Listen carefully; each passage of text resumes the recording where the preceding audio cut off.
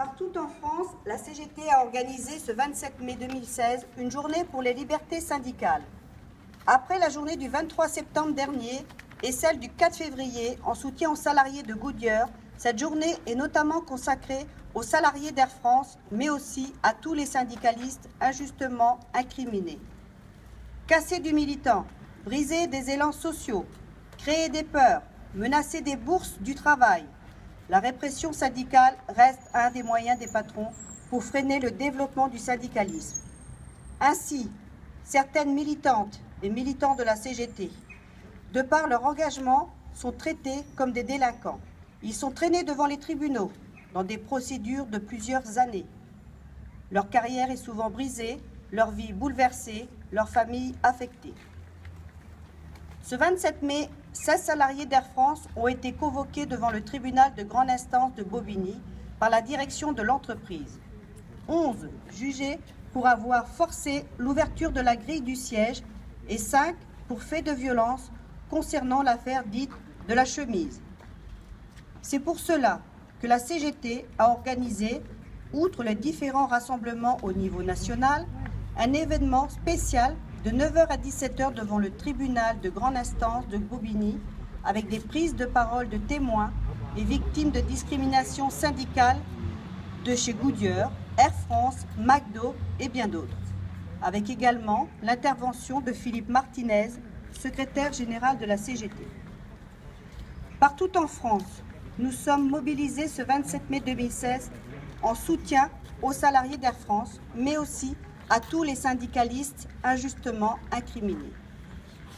Les affaires judiciaires de Roanne, des 5 d'EDF-GDF, de l'inspectrice du travail à Annecy poursuivie par Tefal, de la Bourse du travail du Blanc-Ménil, de Chartres, du Havre, de Villefranche-sur-Saône, de la Caisse d'épargne de l'Île-de-France sont autant de preuves d'une volonté patronale et d'une partie du pouvoir judiciaire de criminaliser l'action syndicale dans un contexte d'action collective, grève, manifestation. Y compris dans l'Orne, rappelons-nous les mobilisations pour soutenir notre camarade Michel, secrétaire de l'Union locale d'Alençon.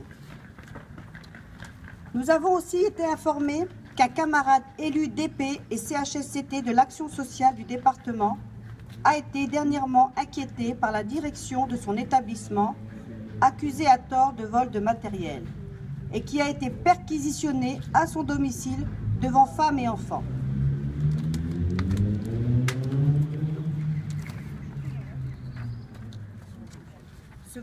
Ce vendredi 27 mai, nous avons appelé à envoyer des motions au ministère du Travail pour exiger l'arrêt des poursuites, la relaxe des camarades.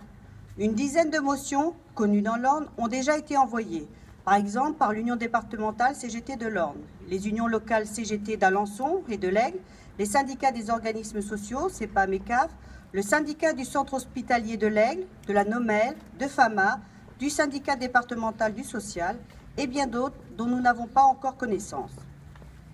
Les sanctions en droit pénal qui pèsent contre les militants syndicaux traités comme des voyous par le patronat et certains procureurs sont inadmissibles et n'ont rien à voir avec la réalité du fait syndical.